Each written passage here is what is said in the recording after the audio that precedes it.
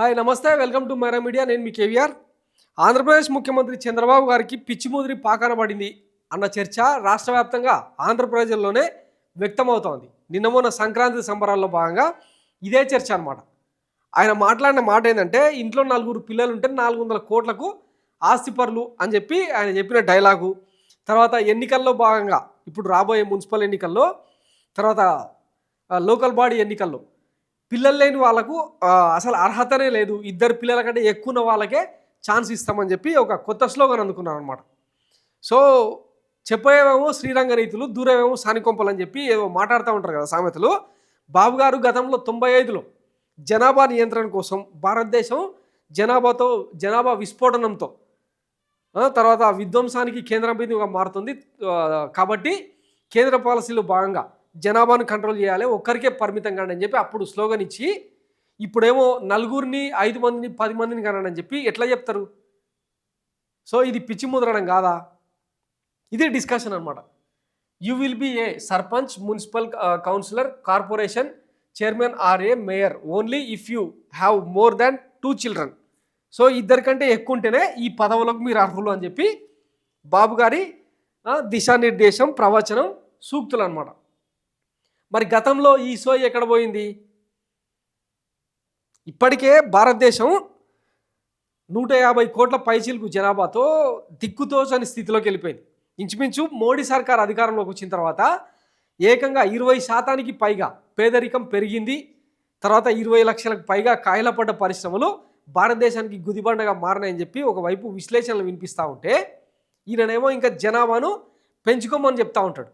అంతకుముందు ఎన్నికల హామీల్లో భాగంగా మీ ఇంట్లో ఒకరుంటే 15,000, ఇద్దరుంటే 30,000, నలుగురుంటే 60,000, ఎంతమందినైనా కానండి అందరికీ అమ్మఒడి వేస్తాం అని చెప్పి, తల్లికి వందనం వేస్తామని చెప్పి చెప్పిన దిక్కుమాలిన నేత ఈయన.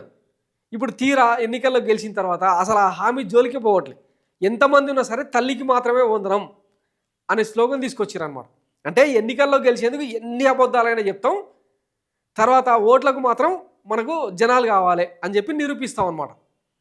ఇది జరుగుతున్న తతంగం. ఒకవైపు ఒకసారి స్వాతంత్రానికి ముందు ఒకసారి గుర్తు చేసుకోండి, 1940కి ముందు భారతదేశ జనాభా కేవలం 20-30 కోట్లకు మించదు. కేవలం అంటే ఈ 70 ఏళ్లలోనే 150 కోట్లకు ఎట్లా పెరుగుతుంది? ఇంచుమించు 250% పైగా జనాభా పెరిగితే మరి దానికి తగ్గ మౌలిక వసతుల సంగతి ఏంది? ఈ జనాభాకు విద్యా వైద్యాన్ని అందించాల్సిన బాధ్యత ఈ ప్రభుత్వాలది కాదా? ఈ అసెస్మెంటు, సోషల్ ఆడిట్ లేకుండానే పాలకులు ఇట్లా పిలుపునిస్తే ఎట్లా? నిన్న మొన్న జనక అయితే కనుక ఒక సినిమా వచ్చింది కదా, ఖండం ఫెయిల్ అయింది, సో నాకు పిల్లాడు పుడుతున్నాడు, ₹1 నష్టపరిహారం కావాలని చెప్పి. అంటే అక్కడ అంటే సినిమా ఖండం గురించే కావచ్చు, కానీ ఒక బాబు లేదంటే ఒక పాప ఈ భూమి మీద పడితే ఇంచుమించు 1-1.5 పైగా ఖర్చు వస్తుంది. ఎందుకు వస్తుంది? వీళ్ళు ఏమైనా బంగారు పల్లెంలో విద్యను అందిస్తున్నారా? బంగారు బోర్డులలో విద్యను అందిస్తున్నారా? సో మరి ఈ దోపిడీని అరికట్టకుండా జనాభాకు నియంత్రణ ఎత్తేస్తే ఎవరిది బాధ్యత? అంటే రేపు అరాచక శక్తులు ఇవన్నీ పెరిగిపోతే ఎవరు రెస్పాన్సిబిలిటీ? ఇవన్నీ ఆలోచించకుండా ఊరికే సులాగ్గా చెప్పేస్తే ఎట్లా? ఇంత నీతులు చెప్తున్నాడు కదా, మరి నారా చంద్రబాబు గారు ఒక్కరికే నారా లోకేష్ గారికే ఎందుకు పరిమితం అయిపోయిండు? ఆయన నారా లోకేష్ గారు కూడా దేవాన్స్ బాబుకి ఒక్కరికే ఎందుకు పరిమితం అయిపోయినరు? వీళ్ళు కూడా కనొచ్చుగా. అంటే మందికి చెప్పడానికే నీతులు.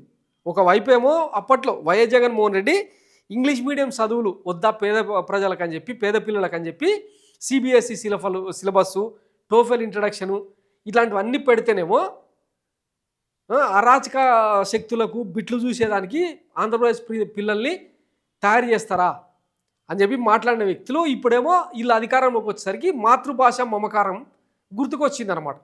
జస్టిస్ ఎన్వి రమణ గారితో, రిటైర్డ్ జస్టిస్ ఇట్లాంటి వాళ్ళతో పలుకులు పలికిస్తూ ఉంటారు. వీళ్ళ పిల్లలేమో ఇంగ్లీష్ మీడియం చదువుకొని దేశ విదేశాలు గ్లోబల్ సిటిజన్లుగా అవతారం ఎత్తాలే. పేద మధ్యతరగతి పిల్లలేమో వీళ్ళకు ఊడిగం చేసేదానికి, ట్యాక్సులు కట్టేదానికి పోటెత్తాలనా?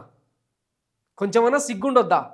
అందుకే సంక్రాంతికి వెళ్ళిన ప్రజలందరూ కూడా బాబు గారికి చిప్పు దొబ్బింది, ఆయనకు మతి భ్రమించి మాట్లాడుతూ ఉన్నారు, అల్జీమర్స్ పెరిగిపోయి వస్తున్న స్లోగన్స్ ఇవని చెప్పి సోషల్ మీడియాలో, నేను చెప్తున్న మాటలు కాదు, ఇవన్నీ సోషల్ మీడియాలో పెద్ద ఎత్తున పోటెత్తా ఉన్నాయి. ఒకసారి క్రాస్ చెక్ చేసుకోండి బాబు గారు. మీరు మాట్లాడుతున్న మాటలకు అంటే మీ రోగ నిర్ధారణ గురించి కాదు కానీ గతంలో మాట్లాడిన మాటలేంది, ఇప్పుడు చేస్తున్న చేష్టలేంది, వీటన్నిటికీ ఎక్కడో ఒక దగ్గర లాజికల్ కంక్లూజన్ ఉండాలి కదా.